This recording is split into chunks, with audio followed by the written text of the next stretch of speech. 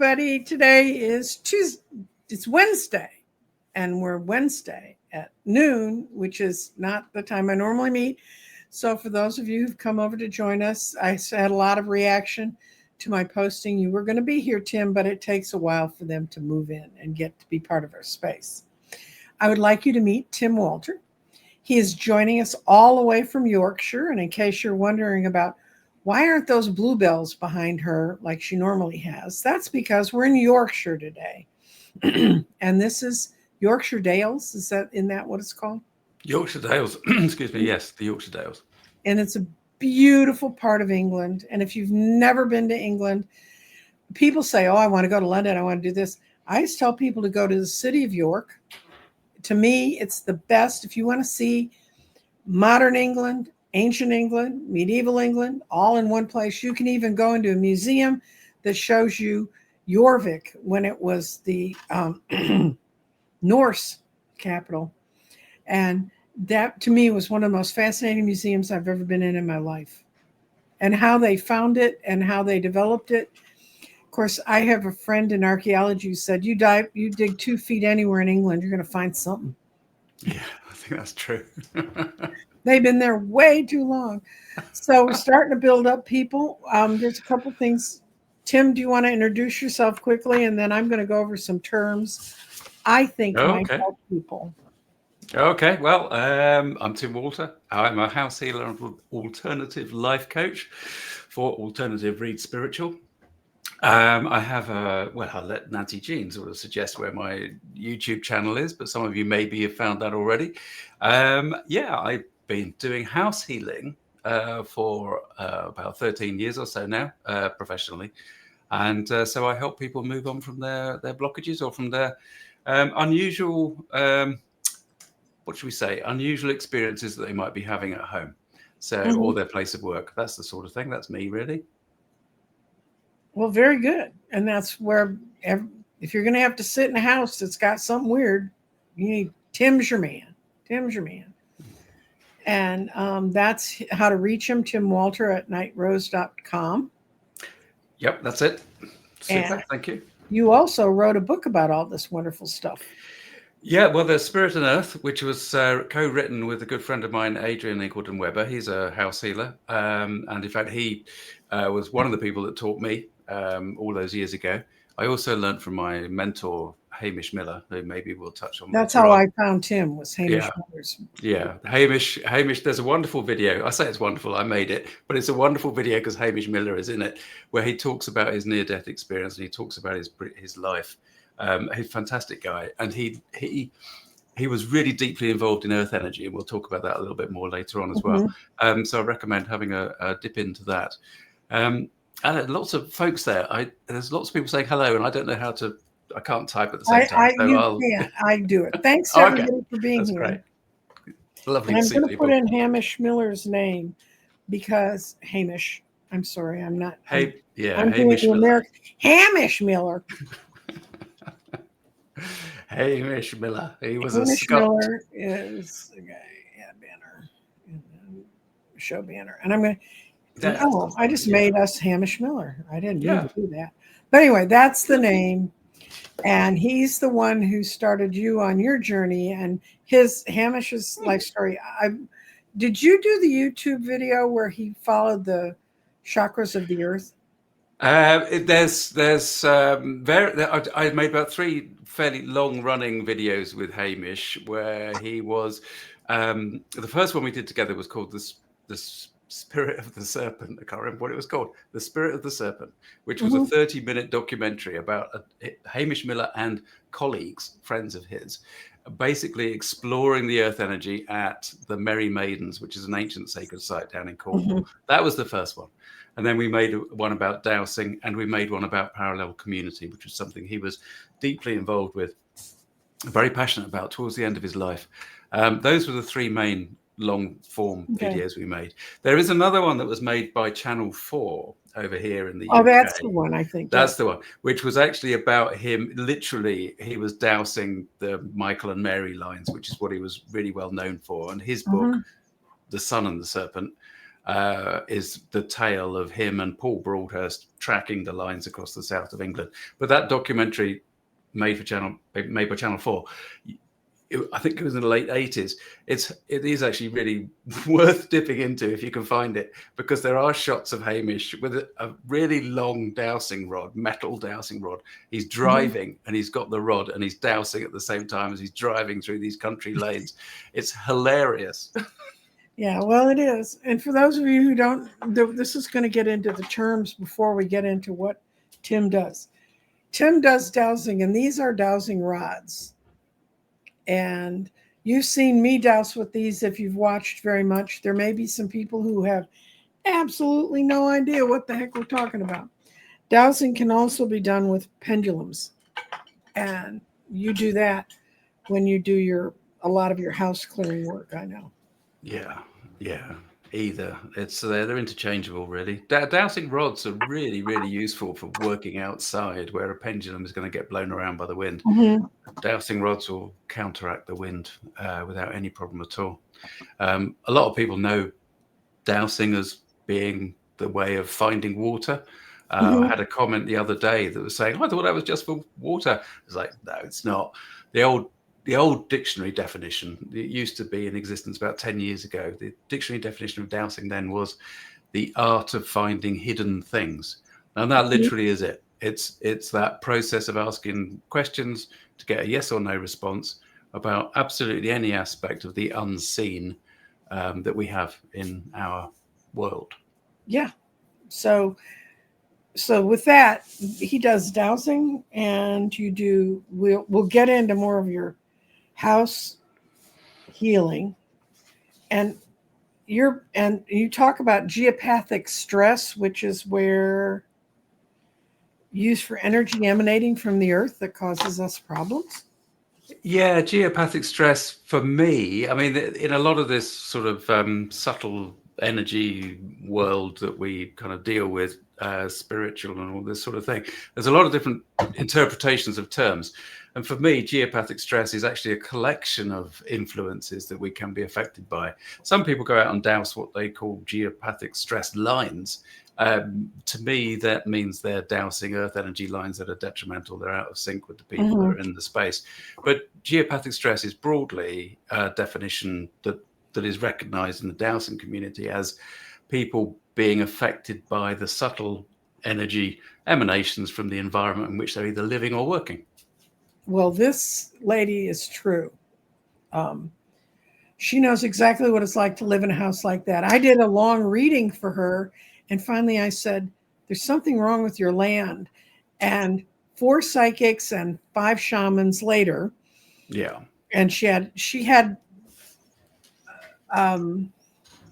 I don't know what the British equivalent of it is, except you had a lot of battles on lands, but she had Native American battles on where she lived and stuff. She had a lot of that. So she lived in a place with geopathic stress. So these are things that exist across the globe, and we're going to talk to Tim now about this. Now we're going into the real interview I normally do, Tim, with the 20 questions. Oh, okay. When did you first realize that you might have psychic abilities? Oh, gosh. Okay. Well, I'll tell you what used to happen, which was when I was teens. I used to have the occasional precognitive dream, but they were always really stupid things, like dreaming about having lunch and somebody walking through the door. And literally, that would happen 2 days later. The person that I dreamt about, I was sitting there eating exactly what I dreamt I was eating, and the person walked through the door, and that sort of thing. I never considered it to be psychic abilities. And I tend to not use the word psychic. I tend to use the word sensitive, but that's just a word. And I think really, I'm not sure that I ever really came to terms with it. In 2000-ish, my wife and I moved house, and that was our real kind of catalyst to starting on this journey. And I guess at some point in there, I started dowsing and realized that actually, okay, this must be what being a sensitive is about. So that would be that's 25 years ago. Is Okay. that 25 years ago? 1998 we moved into the house. Yeah, it is. That's 27 years ago. 27 years, 25 years, yeah. Did you have a single aha moment in that move, or did it just kind of build gradually over time? No, we moved into this massive house, which was wonderful because we moved from the southeast of England, just south of London, which was really crowded and busy, and I'm doing my head in. And we moved across to the Welsh borders on the other side of the country, and the house was wonderful. It needed a lot of work, but there was a room out the back of it that was like, that really isn't a terribly pleasant space, because it was used as a dumping ground. The previous owners had just dumped everything in. There was a storeroom, and it was terrible. As I learned later, there were people like my wife's mother wouldn't go in there. She just refused to go in there. And what was happening to me soon after we moved in the house was that I was seeing like dark figures out the corner of my eye, that sort of thing. They weren't disturbing me or anything. It was just like, oh, what was that? And we were getting the usual sort of thing of tools going missing, things that we were using, they would disappear and then reappear a couple of days later.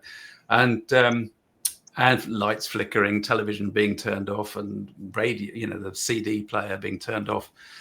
One particular CD we never managed to play, actually. But we got builders in to do some work generally on the house, and actually it was one of the builders that recommended we had the house spiritually cleared.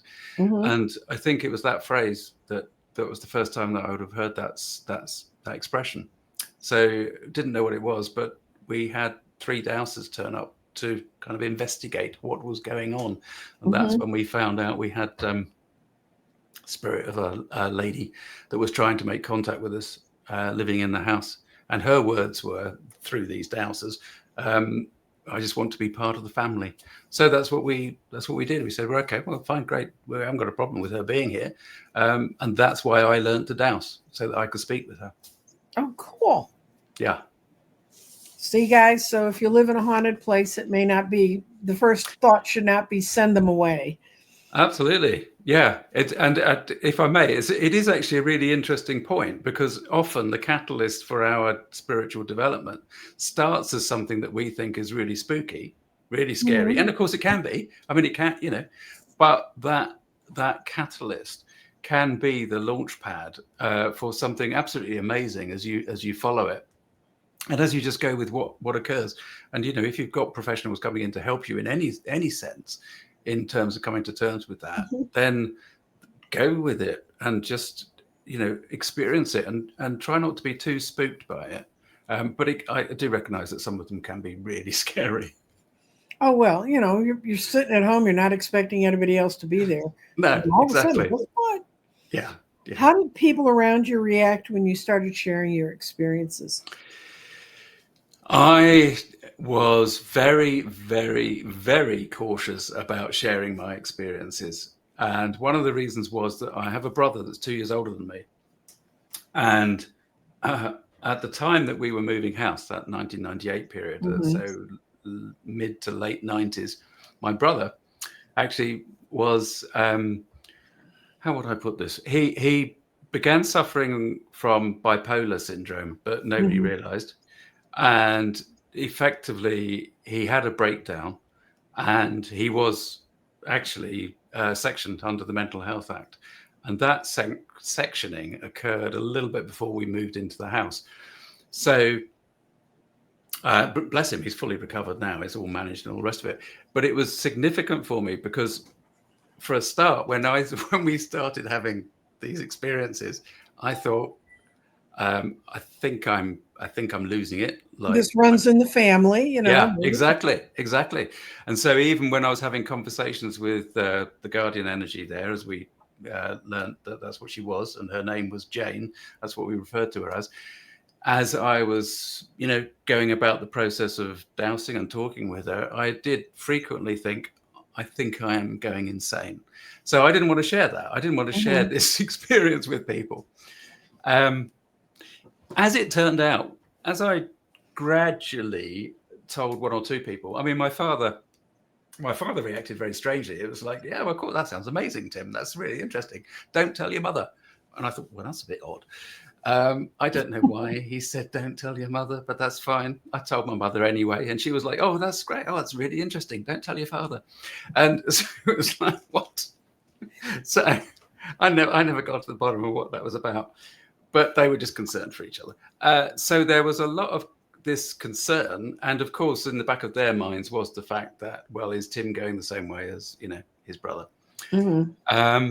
So but as I gently kind of got more used to talking to people about its friends and stuff, what surprised me was actually people were really interested, and they didn't sort of shout and throw stones and run me out of town. It was like, well, tell us more. What's going on there? What's that all about? And, oh, I know somebody that happened to, blah, blah, blah. So there was all of this kind of, oh, yeah, oh, you know about this stuff. Oh, let's just share experiences. And I didn't expect that at all. So, yeah. Well, in England, I think they're a little more hardwired to expect that. You may not, you haven't lived over here. You haven't lived over here. No, that's true. But when I was in England and I met one of my sister-in-laws, she lived in a tiny little village out in York, in the Yorkshire area. And she was from the Wise Old Women family. Her family was the ones that had lived on the cottage on the edge of the woods. She'd go out and she'd carry a basket with her and pick up the herbs and the plants she knew heal people. We had people coming. We stayed at her house for like 4 days. There are people coming all the time to get the medicines. And she actually had a bottle of a package of big brown bottles like pharmacists use. And I had arrived there with bronchitis and it was really bad. And she said, drink half of this tonight and drink the other half tomorrow, and you'll be okay by tomorrow afternoon. And I thought, I don't want to insult my hostess. So I drank it. And then the next day I felt so much better. And by noon, and when I finished the other half of that bottle, I was up and running. I've never had anything heal me that quickly. So she took me out into the woods and showed me, and she would talk to me about the plants and, oh, we don't harvest this one this time of year. And this was her whole family origin. She never had a daughter to pass that to. Oh, so it died out, but she'd been the wise. So I think my experience with British is they're a little more tolerant. Yeah, it's interesting that you say that, because most of my clients for house healing or mentoring or the house healer training actually are from outside of the UK. Yeah, so, right. So we all see it from our own mirror, right? We absolutely 100%. Did you seek training, or did you find it find your own path? Mostly it's been my own path. About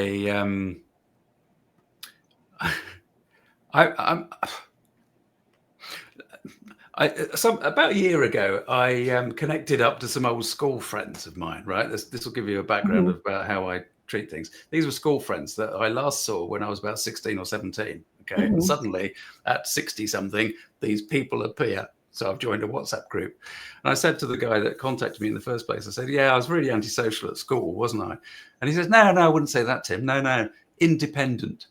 So everything that I do tends to be like, I think I want to do this my way. I want to prod this and see what happens. What does that mean? And that's just me. I'm very insular in that sense. I'm a classic introvert, and I like to do stuff my own way. So I'm sort of self-taught. And are there any specific tools that became part of your practice early on? One of them. Dowsing rods. Yeah, dowsing rod and pendulum. It took me years actually to learn how to use the pendulum. But dowsing rod and pendulum, and what let's think back to the early days. No, that they were.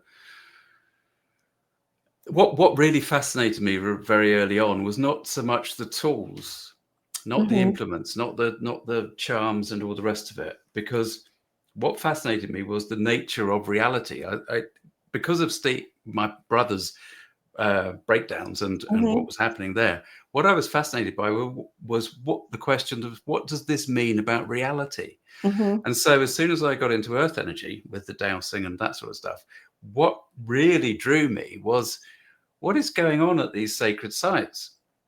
Mhm. And then through Hamish, so Hamish there was a huge amount of learning that I got, by osmosis, if you like, and in friendly teaching from Hamish, formal teaching from Adrian Ingleton Weber later on the house healing, but from Hamish at that time, learning more about earth energy and how that interacts with us and our awareness and our perceptions. That taught me a huge amount, and that's what I really loved. So really the tools weren't so important to me, but the dowsing rod and the pendulum, especially the dowsing rod to start with, because I would go all over the place exploring sacred sites. And you can see it. I think for people who keep saying, well, you see it in the cards, but you've learned all the cards. But when you put a rod in their hand and it moves yes and no for things, I think it's a much more physical experience for people. I think it's a terrific tool, yeah. and that's why I go go on about it so much on my channel, because it's brilliant for opening the door. Because it's, I mean, for men in particular, I mean, a lot of women do it, but a lot of women are so naturally sensitive that they're not drawn to, okay, let's go with this and see what happens. But for men in particular, it's really useful to be able to do something. And obviously on the spiritual path, we're really trying to learn to experience things by just being and relaxing and allowing.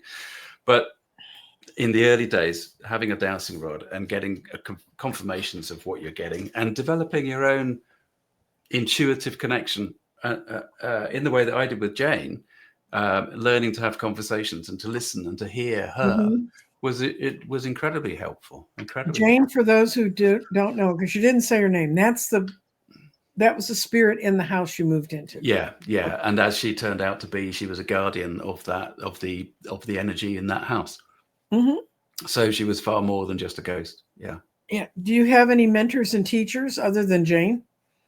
Well, in spirit world, yes, constant supply of different spirits, spirit guides that seem to change as one changes. I think that applies to everybody. I don't have real world mentors.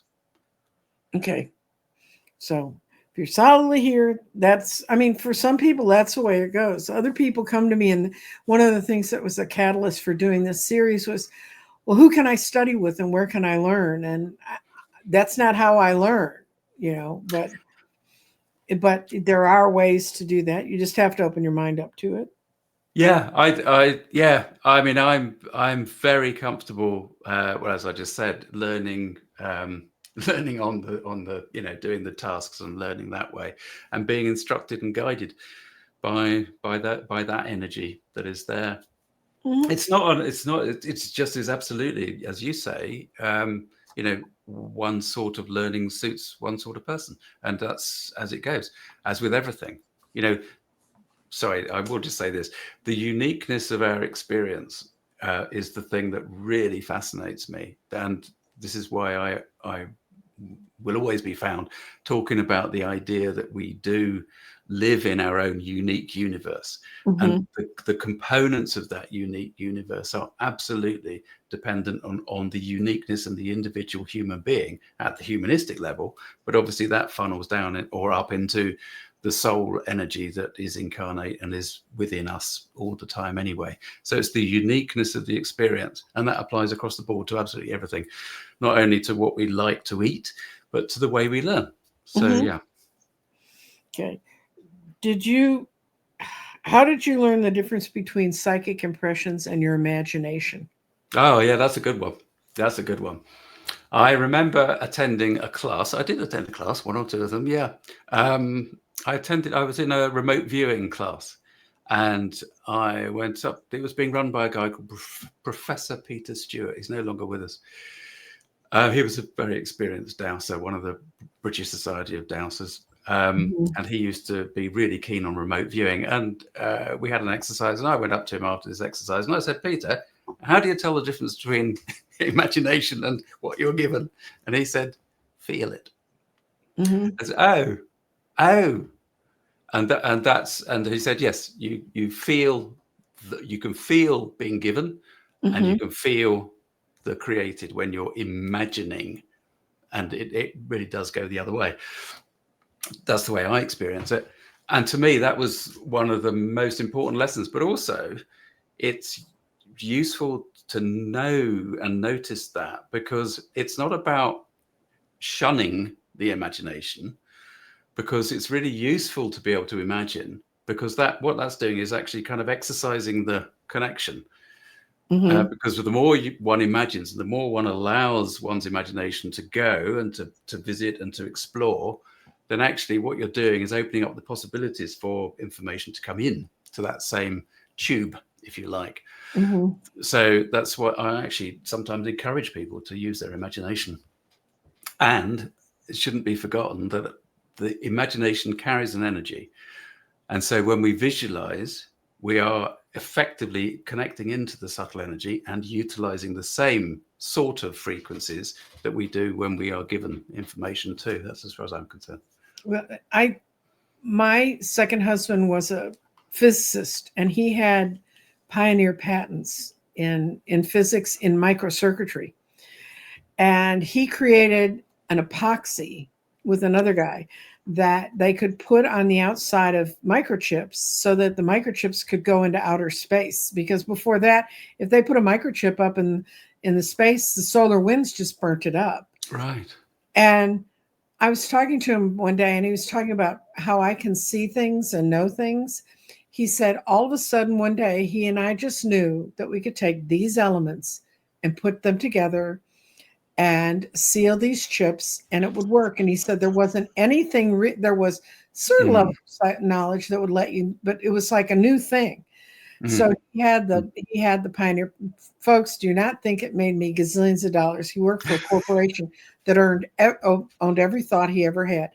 Yeah. But he said, I could have said, oh, we're imagining it and blown it off. But he said, I just knew this would work. And when he was on his deathbed and he was dying of cancer, I said, looking back on your life, is there really anything? I'm a really rude person. Is there anything in your life that you really, really regret? And he goes, that damned epoxy. I hate cell phones. So, all right, guys. Okay. So that's imagination and just as a quick aside, Nancy Jean, you talking about outer space there.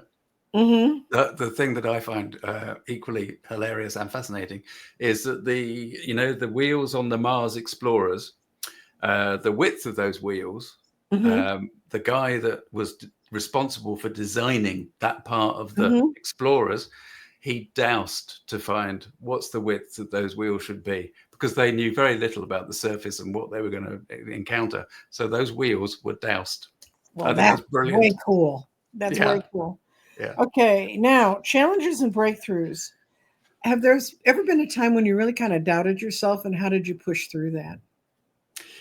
Well, I've been doing this work for professionally for 13 years. So if you do the maths, 13 times 365, I probably doubt myself every day. That's the honest truth. There's part of me that 0.000% probably, but I doubt all the time. And actually, I think a healthy dose of doubting is actually quite useful, but it's no use if you succumb to it and you just dive into it and think, oh, I'll give this up and walk away, obviously. And because the most important thing in all of this work is actually the depth of belief. And really, what we do when we doubt, we're asking questions about, oh, hello, does that work? Is that really right? Do I really think that? Blah, blah, blah, blah, explore. What you're really doing, what you're really doing is actually confirming and reaffirming your own belief. And belief has the energy that is, because, it's faith, right? So to me, doubting is not a problem. But when we have big doubts, and I think one of the biggest doubts I had was a few years ago when I thought, because I do a lot of house healing, what we're doing is we're basically opening up to the management, as we call them, or I tend to refer them now as the higher beings. So higher energies, higher beings. We're opening up to the higher beings. And the idea is that we're allowing the higher beings to do the energy rebalancing work on the features that are detrimental within a house. We use a floor plan, we douse the floor plan, we ask the higher beings what needs to change, right? So we're asking the higher being what needs to change, and they tell us that needs to change. Oh, okay. So, and then we sit in the meditative state and do the healing work. In other words, we allow them to access to do that, right? Now, some years ago, I thought, hang on, if we're asking them what the issue is, why don't they just fix it? Right? So, okay, because it's like, what? Why do we need to be doing anything here? There's a process. Why don't you just cut out the middleman or the middle person?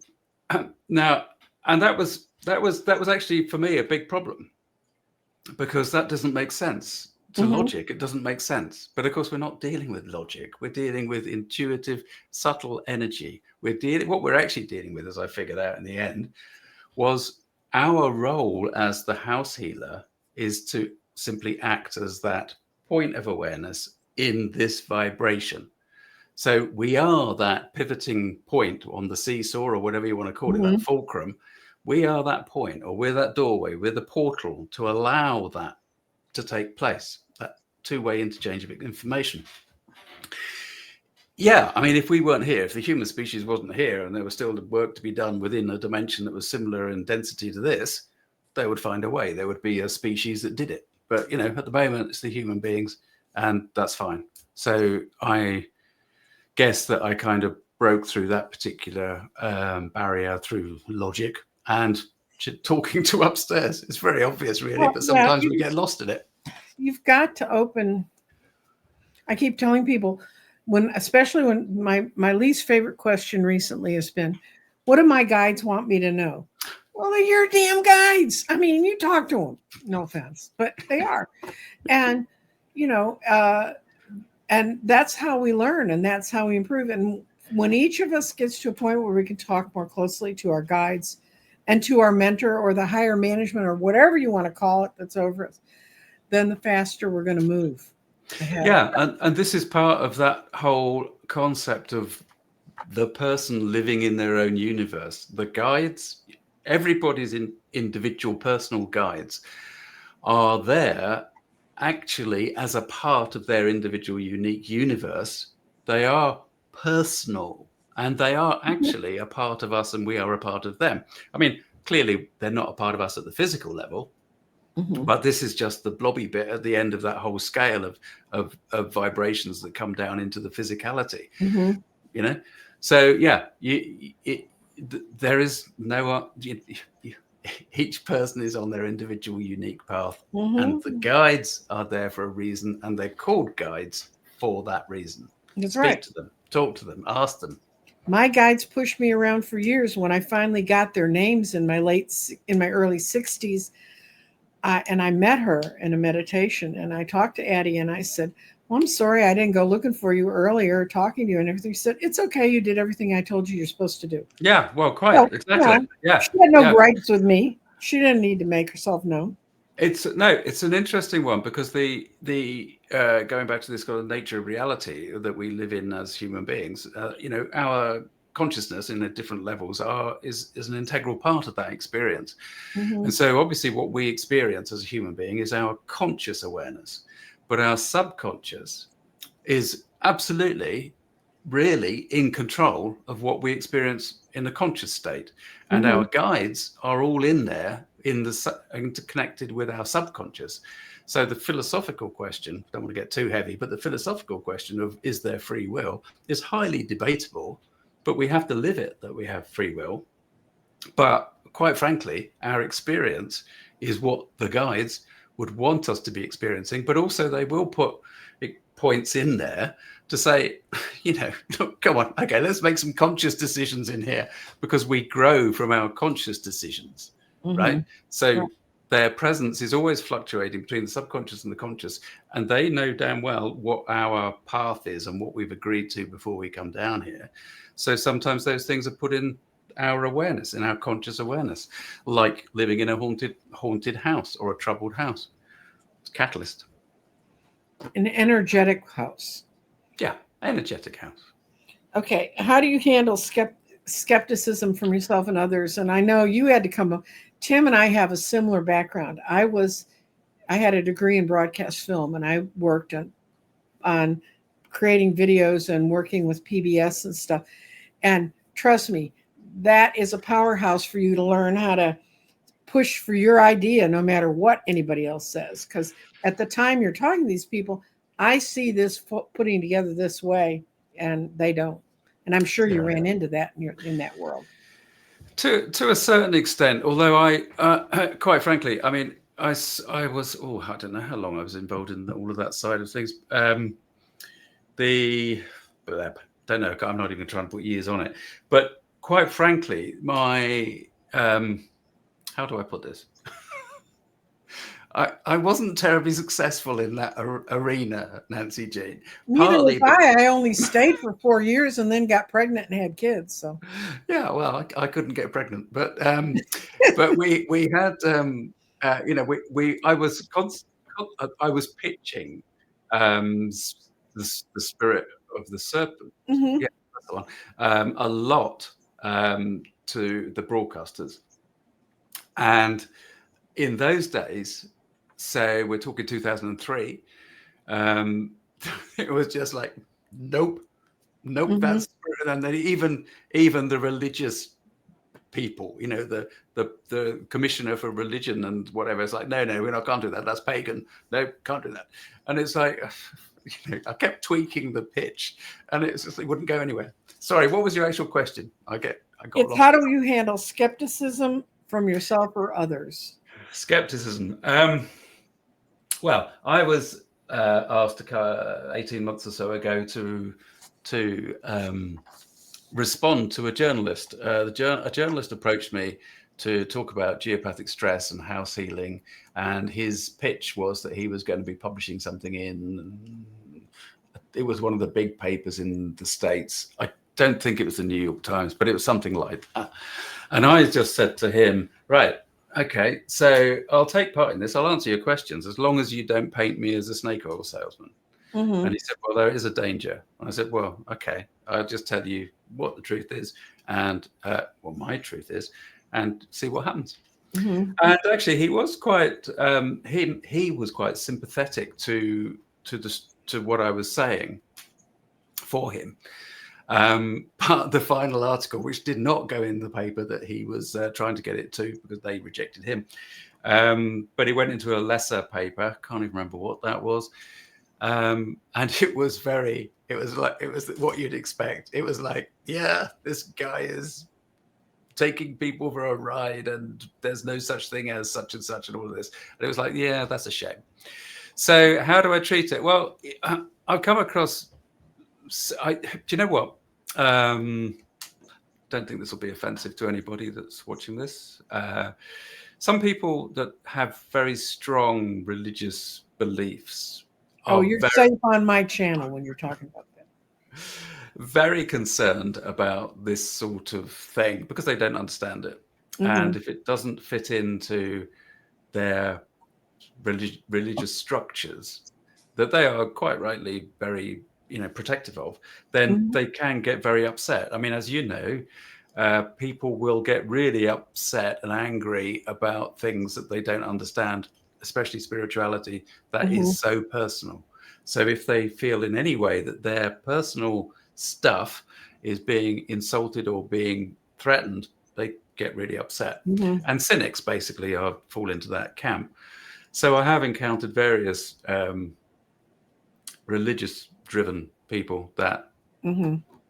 Really don't like what I'm doing. Some of them I can talk to them and just express things in their vocabulary, mm-hmm. and they will go away being very, okay, that's interesting. Yeah, that's really interesting. I hadn't seen it like that. Some of them are like, no, you clearly are working for the devil, and do mm-hmm. not talk to me again. So that's up to them. Well, it is. And, since I don't believe there's a devil, I don't know how I could possibly be working for him or her. Exactly. Quite. Okay.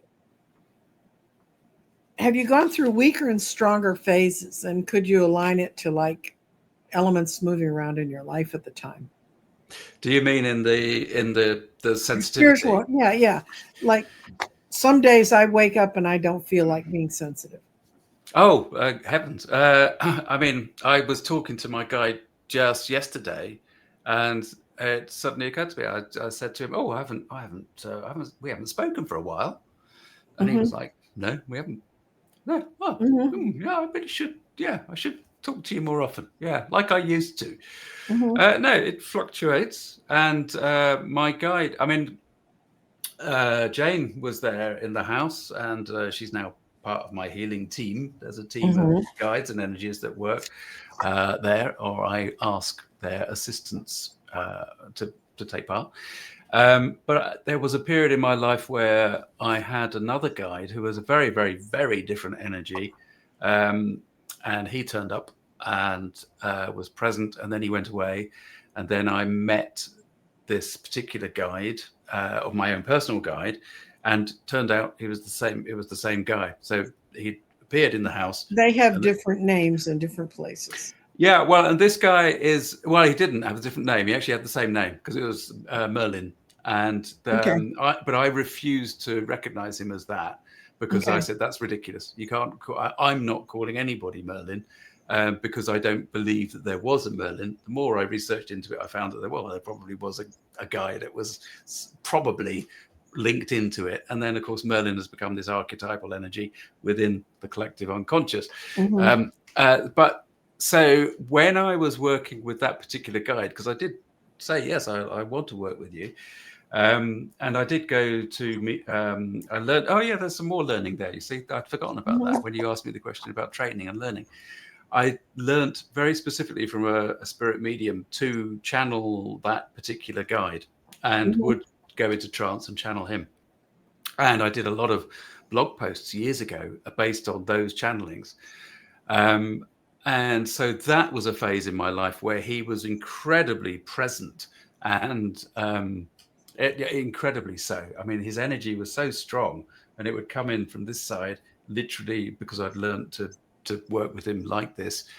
I could literally feel him filling my space, and then he would talk in this really rather grand way, and then he would exit.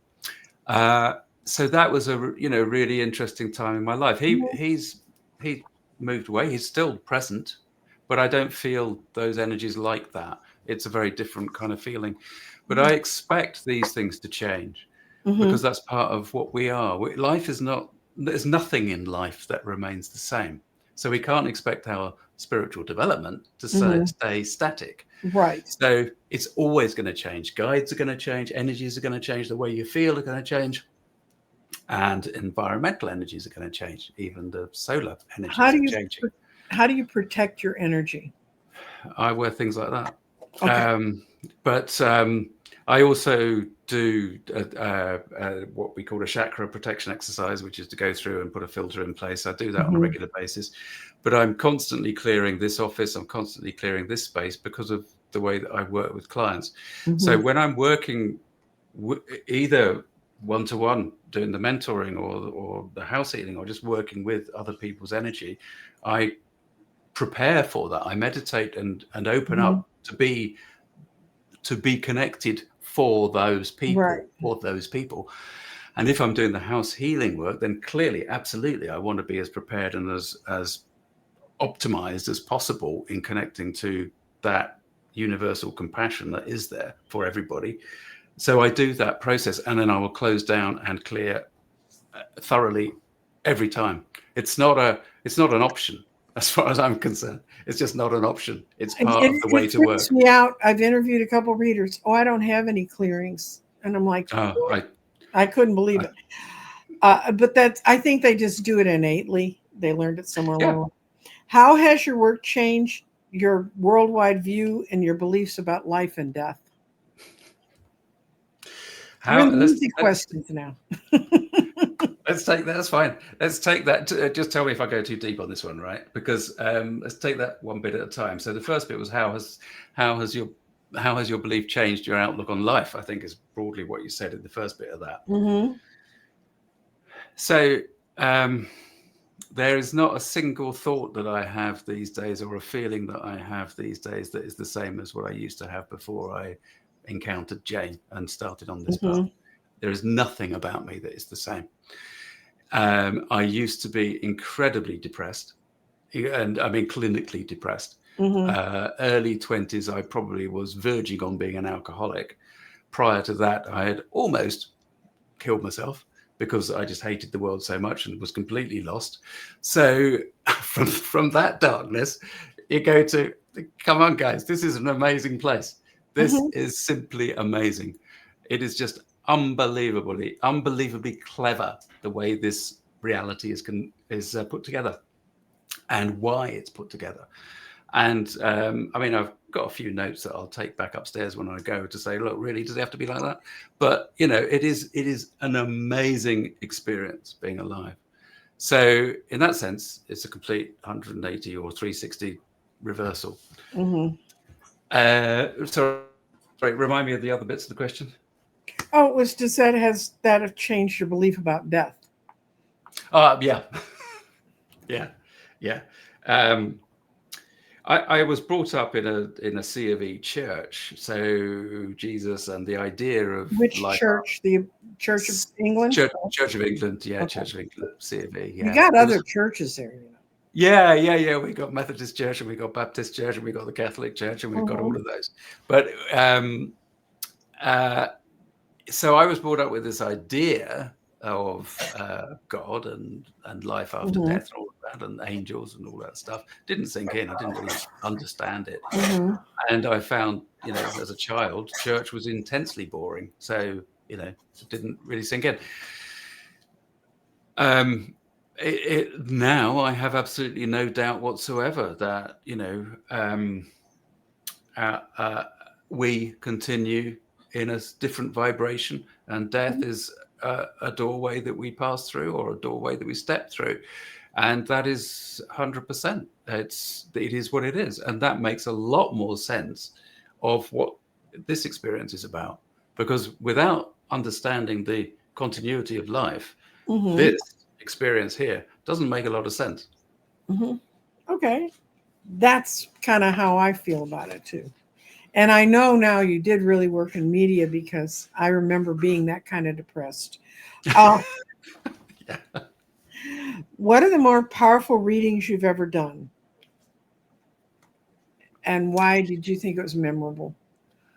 Readings are not readings. I would translate to house healing, shall we say? Yeah. And I think actually it was a recent one where I was working. A father had asked me to do some work on their house for their son, who was an adult but was psychotic and an addict.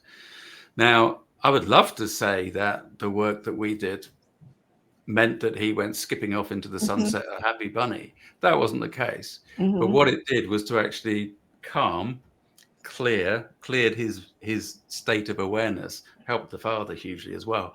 But it meant that he could then seek mainstream medical help, right. Whereas beforehand, not a chance, not a chance.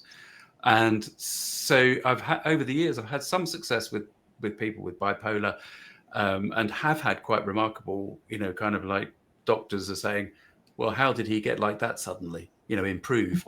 So that's happened, and those have been amazing.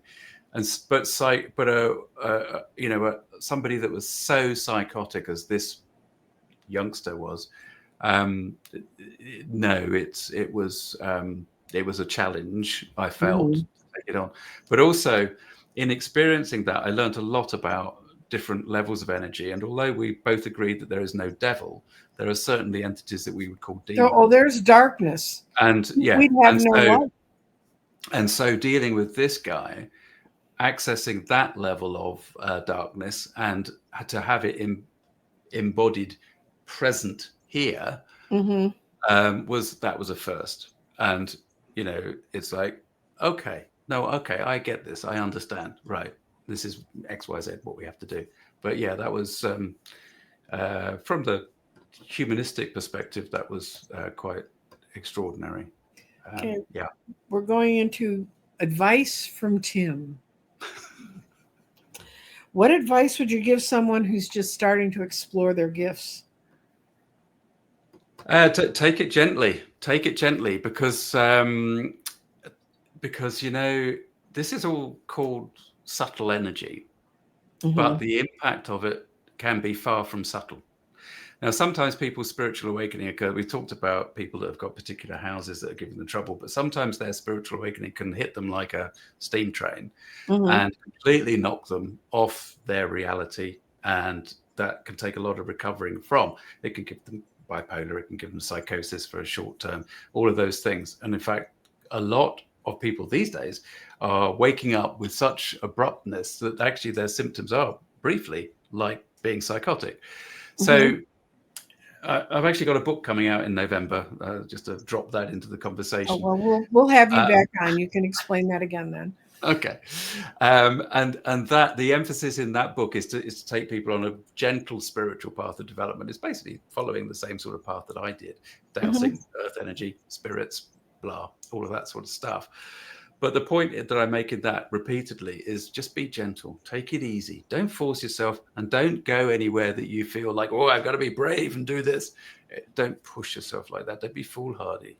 Mhm. And for heaven's sake, don't ever take advice from anybody, and including me. If you think what I'm talking about is it doesn't feel right, don't do what I suggest. Don't do Mhm. it. Go by your heart. The heart is your best guide for your physicality, and just take it one step at a time. Okay. And do you have daily habits you recommend, or something you do on a daily or ever so often? Well, the chakra protection exercise that I mentioned earlier on is something that I recommend to people to do daily. Mhm. And that literally is an exercise using the colors of the chakras, bringing them in, filling your body and energy, and putting them out as a kind of a filter. And that is a really lovely thing to do. It's a really helpful thing to do. It's also a grounding process. So that I recommend. It's on my channel. There's a couple of versions of it on the YouTube channel. But also meditation, really. Mhm. I don't meditate every day, but I miss it if I don't do it. And meditation really does form the bedrock of all of this interaction with the subtle energies. Yeah, and you don't have to meditate forever. If you can do No. 5 minutes when you're starting Mm. out, you're doing good. Yeah. You know. And anyway, and how can anyone find a trustworthy psychic community or a mentor? And you kind of addressed that in the last one. Go with Yeah. your. You really just need to follow your heart. You can explore, see who you find, see who you come across, see who comes to you, but always follow your heart. Okay. And what's the biggest lesson you've learned in your psychic journey? This is the easy one, right? Is it? What is the biggest lesson I have learned in my psychic journey? I'm not sure I can answer that. I must be able to answer that. That's crazy. The biggest lesson. Oh. Okay. Well, we'll go with that one, which is even though you've got guides and they will give you advice, like if you ask a question of, if I do this, will it kill me? Remember to follow it up with, okay, if I do this, how badly will I be affected? Mm-hmm. Right. So, yeah, I made a decision a few years ago, let's say around about 5 years ago, which I am not proud of. It taught me some lessons in many different ways, but I'm not going to go into the details of those Okay, lessons. that's fine. That's fine. Well, Lauren Hunsinger said she's enjoying this time we've had together. And Christy Storms, who absolutely understands living in a house with guests you didn't invite, said this is very fascinating. And we've had a lot of other people say how wonderful you are. I'm going to put up again the information on how to find Tim. This is his email, and he has a membership thing, which I was a member of, and then I changed debit cards and he got axed. So I'm going to today re-sign up for Tim's, That'd because be nice. his stuff's fascinating. If nothing else, you get to roam the Yorkshire countryside with him while he walks around, which is interesting. And I've learned a lot from him about dowsing, but there's also a book you can get, if you go to my website, crystaldirections.com, you can go into the resources guide, and there's a free Letters to Robin, which is a dowsing book, and it's about 80 pages long. And it was written by the guy who was the head dowsing person in the US. So it's written in American English, and it kind of covers, but it does pendulums, it explains the rods. Tim has books that do that. Go to Tim's books for that. But I Better to really go to the web to chat the YouTube channel. Sorry to interrupt your What? flow. The YouTube channel's better place for the Learn to Douse stuff. Okay. And that's at nightrose, right? .com. Yeah, just do a search on my name, Dowser House Healer, Tim Walter Dowser or House Healer. Right, and you'll find him. And I want to thank everybody who came to watch us today. I realize we're at an odd time, but it's 6 p.m. in England and noonish here. And Tim was kind enough to come on and be with us. But really do consider looking at his channel if you're interested in geopathic stress. It's one of the few.